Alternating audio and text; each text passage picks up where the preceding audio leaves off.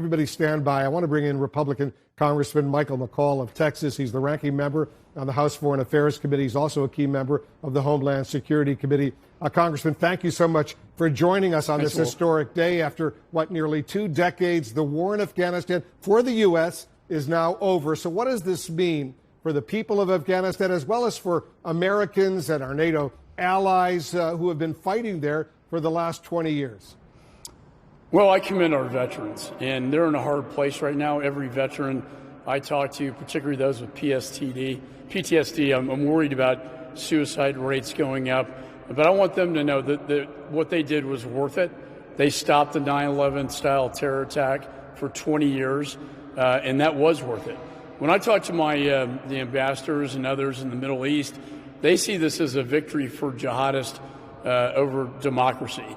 I think our allies view us a little bit weaker, and our adversaries certainly view us as a weaker force in the region.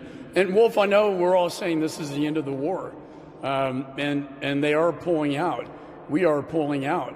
I don't think it's the end of the war. I don't think the war was over on September the 10th.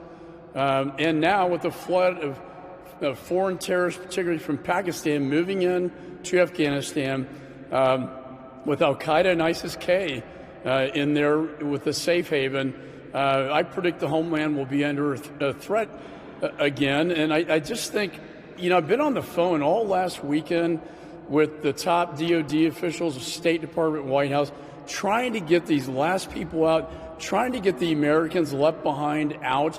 The sad thing is we are leaving Americans in enemy territory, and it didn't have to happen that way. If we had planned for this and not set an arbitrary date and rather made it missions-based, we could have saved all Americans, plus those interpreters that worked so closely with our special forces. Now they've been left behind, and their fate, unfortunately, is very certain. But how much credit do you give the Biden administration, the U.S. military, especially, Congressman, for in the past couple of weeks, only about 2 weeks, together with NATO allies, getting more than 120,000, mostly Afghans, but more than 6,000 American citizens out of that country? Well, I do think the airlift got to get very intense at the end. But why do we have to wait until the last couple of days before this had to happen? I just rejected the premise of complete withdrawal, no conditions based with a time certain. That's a prescription for disaster. And then we saw ISIS-K hit the airport. And Walt, that's when all the gates were welded shut. And so, like the girls that were supposed to get into our SIV applicants, to our Americans sitting outside the gate for hours, if not days, not being able to get in, as we had calls flooding into our offices. This was not done efficiently. You're going to hear a lot of stories, Wolf, and some I can't talk about right now because of operational security. But now that we're going to be out of there, you're going to hear a lot of stories about what really happened. Yeah, the reason they started this airlift so late is because they were stunned that the Afghan military and the Afghan government simply collapsed and simply gave up, walked away, and the Taliban came in to Kabul, came in and took over the entire country. They were assuming, and maybe this was an intelligence blunder or whatever, but I want to get your thoughts, Congressman. They were assuming that the Afghan government would be in power and the Afghan military, 250,000 or 300,000 troops, would not simply run away.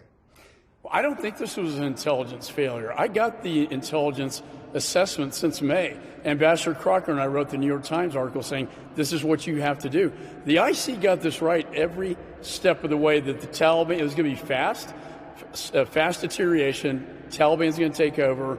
Afghan army is going to implode. And what happened with the army, they saw the United States abandoning, and then President Ghani basically left his own people in an act of cowardice. And then when they have no governance, the United States is abandoning them. They're asking the question, what are we fighting for? It imploded very fast. I thought it was very foreseeable. I think the intelligence community thought so too, the top generals.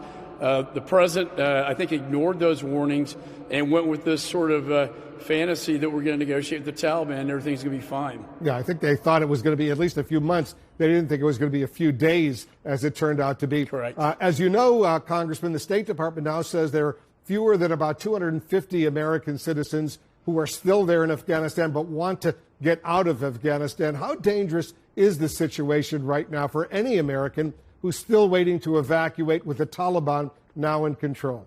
It's a very dangerous situation. I just got reached in the. It's actually higher than that number. And the reason a lot of them maybe they try to get out at the last minute because of the security concerns, they were not let into the airport. But a lot of them actually will have family members there that they can't get out with them. And that's part of the problem there also. The ones I think the Americans, the Taliban were letting through their perimeter. Again, it's the Afghan interpreters that they view really are the ones that betrayed their country because they worked with the Americans, the infidel, and they are the ones that have the black mark, the bullet on their back, bullseye on their back, and they're most likely going to be the ones that are going to die. We just got some video. The Taliban tweeted some video, and I'll show it once again to our viewers. Get your reaction. They fired their weapons into the air, celebrating what they call our country gained full independence. All praise and strength are due to God. When you see the way they're celebrating now, the Taliban in full control of Afghanistan after 20 years. As I pointed out earlier, they were in control of Afghanistan 20 years ago on 9/11. Once again, they're now in full control of Afghanistan. What's your reaction? Honestly, it's disgraceful, and I think it's very damaging to our veterans. It's damaging to the women left behind. And you know what? Well, this will be one of the hardest 9/11 ceremonies to watch because, as you just saw in that clip, they are going to be celebrating a victory over the United States of America, an unconditional surrender, a victory just like they celebrated over the Soviet Union.